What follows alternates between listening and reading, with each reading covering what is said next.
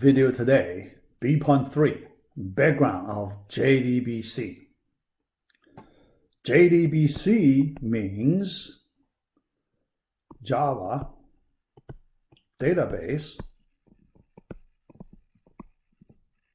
DB, so DB connectivity. This technology, Java database connectivity technology. All right. First, so this part we talk about the background, important background. Yeah.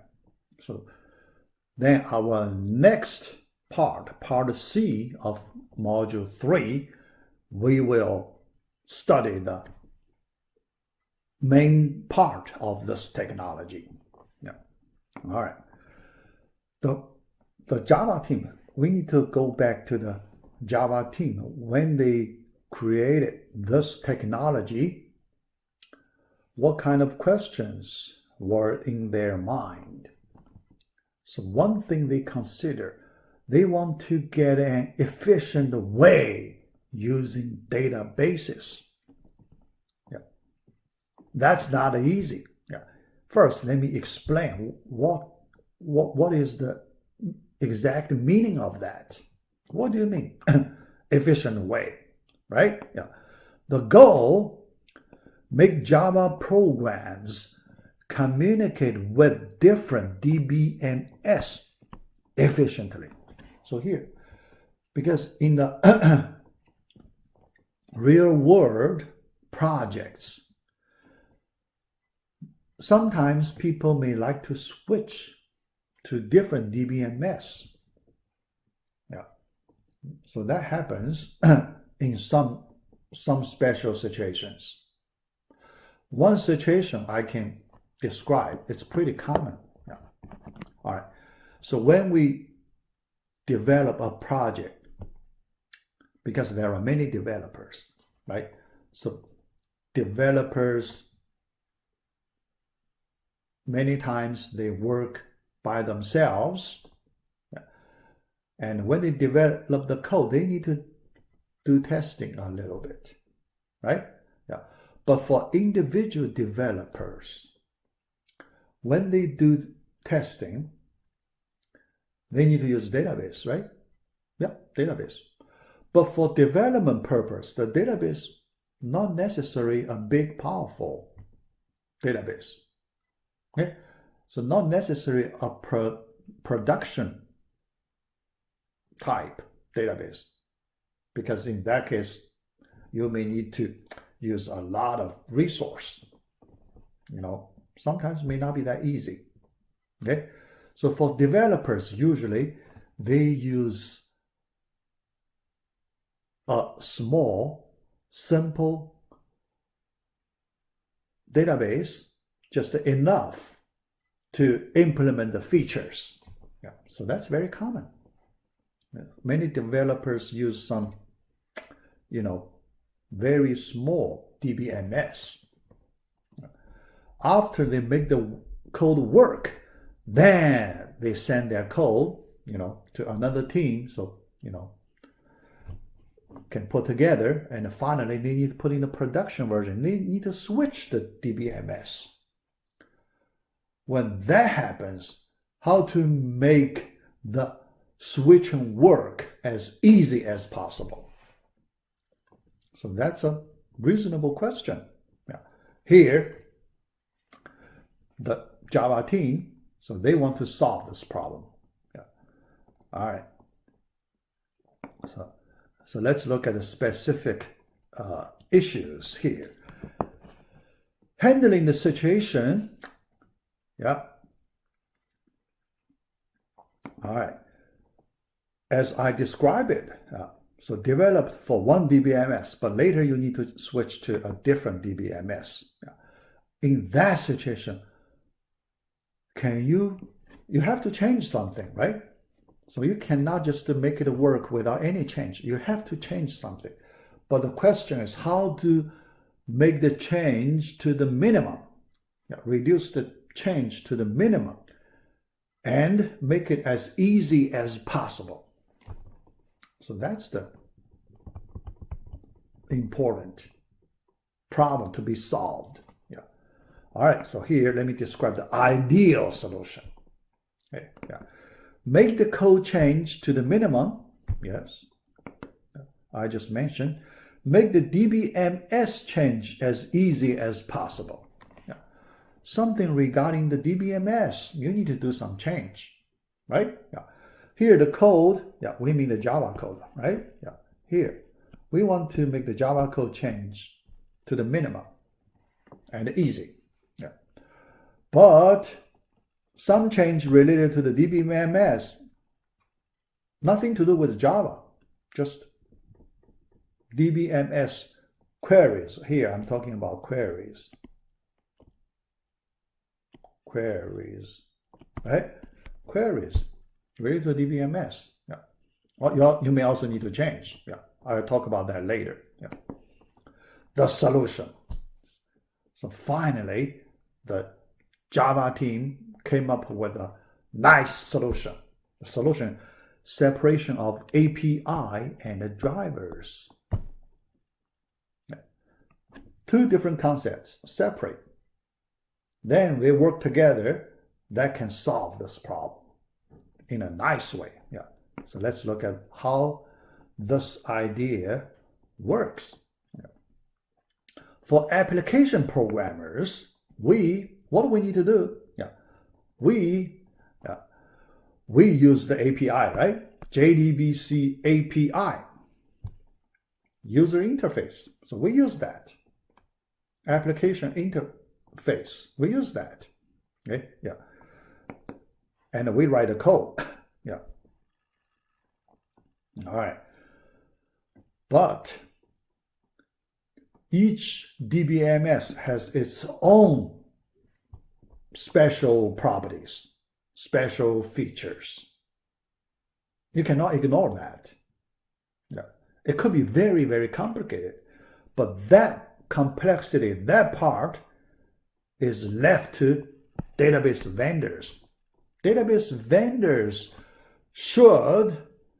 they have the responsibility to make other Java programmers use their DBMS, their product. Right? Yeah. Yeah. So how to provide convenient way to Java programmers from database vendors. They develop JDBC driver classes, a group of classes, API, yeah, API. So implement certain interfaces, yeah. So could be very complicated, but they will figure out. They know their own products the best. Okay, so they can handle the complexities, and they have the motivation to do a good job because they want to sell their products to industry, right? Yeah. So for that reason, they will provide us, Java programmers, drivers classes as a library file. Okay? Yeah. As a jar library files. Okay? So they post in their website. We just download those jar library files. Then we put in our web application. Then we can use their DBMS products. Yeah. So that's the idea. Yeah. The solution is, pretty, it's a good solution. Yeah. No doubt, it's a good solution. Yeah. All right. More information. Yeah. Why it is a good idea. So I want to give you a little more information, background information. Yeah. Why it is a good idea, right? Yeah. For developers, our work is reduced to the minimum. Yeah. But we need to do something. Yeah. So what do we need to do? So here, I give you a few items we need to do. Okay. First, driver's name. Yeah. So it's a Java class, one special Java class. That's the driver. So you need to provide JVM, Java Virtual Machine. Okay. You need to tell Java Virtual Machine, JVM, what is the driver's class name? So the JVM can load the driver's class name. So then do the, routine work. Yeah. All right. Database URL. Yeah. So database, when DBMS, right? DBMS, Database Management System. DBMS usually is running in a server, right? DBMS server. How to get services from this DBMS server? Database URL. Yeah, we will see that. Okay, some special database URL. So you can connect to the database, running in that server. Yeah. Okay. We need to change. Yeah. The third thing, query strings. Query strings. Query strings, yeah, because in our program, when we use query string, we have our method, right? Yeah. So we have our method. But in our method, we may need to call query strings. That's a string inside a double quotes, query string. Okay? Yeah. We may need to change. We may. So here I said may. Sometimes we need to change, sometimes we do not. Why is that? Because for different DBMS, their query syntax could be different. Why is that? Everyone uses SQL, right? The query using the SQL language. SQL language. Okay? The SQL language, you may heard of, it's industry standard, right? So if it's an industry standard, then everybody should use the same standard, right? Why we still need to change the query strings here? Here, let me give you the reason. Although it's industry standard, but there are two parts. For the SQL language, there are two parts. The first part called a core part. Second part I'll call extension part. Okay? Yeah. When we talk about standard, that means the core part, standard. Extension part, not standard. All right? Each company, each vendor, they have their own extension part. Okay? Yeah. But the core part, extension part, they mix. So for users as us, we do not know which part belong to core, which part belong to extension. We just use them mixed way. Okay? So that's the reason when we write a query string here, you may use the extension part.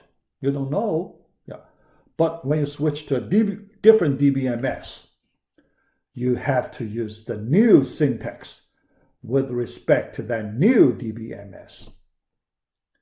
That could take a lot of time. That could take a lot of time.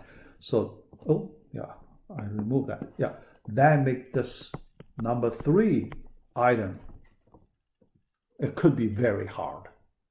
Yeah, the first, second, trivial, fast change, one line change. Okay, one line change. But the third one, you need to have a lot of expertise in the SQL for that particular DBMS. Yeah. Hopefully, so in the company, usually they hire some experts in that particular area, so they can do the job. Okay, all right. But other than that, so you can see other than these 3 items, other than that, all other Java classes, Java methods, no change. Okay, so here you can see these 3 things, basically we treat them as data, not part of Java code, okay? Because they all included in double quotes. Okay? All these three items all enclosed within double quotes. So when we change, we just change data. Okay? We don't need to touch Java classes, Java methods. You know, we don't. So your Java code, you do not need to change anything. Yeah, Java classes and the methods, you do not need to change anything.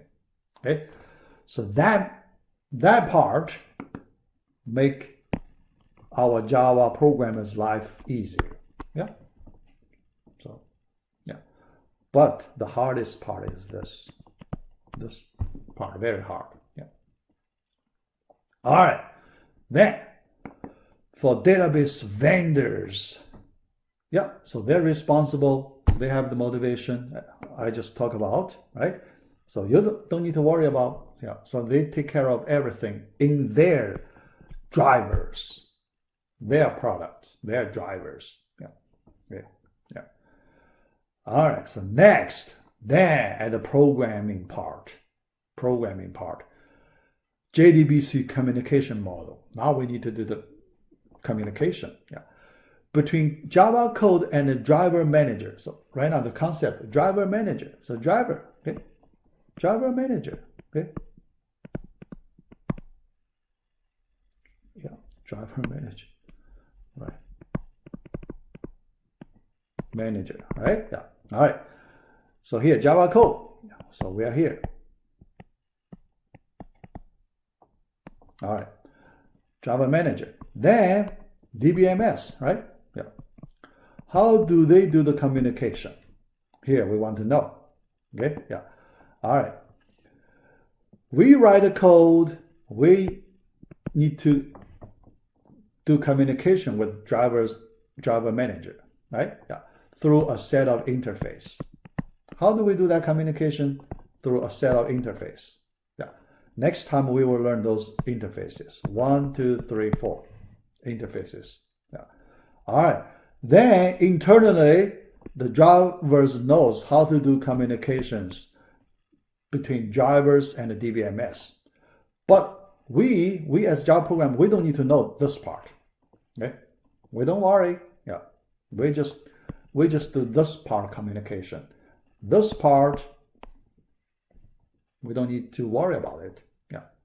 Make our life easier. Yeah. So that is the model.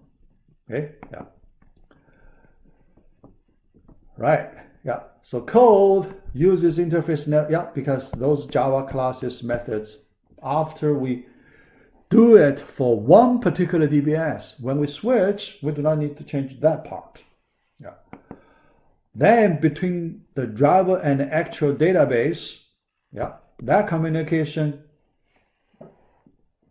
taken care of by DB vendors. Yeah. So with this background, next we can work on this part. Yeah. This part, what do we need to do? Just get that driver's library files, put it in your web application, use them. That's it. Okay, yeah. So next time we learn the detail of this part. Yeah. All right, so we finished 3 videos today.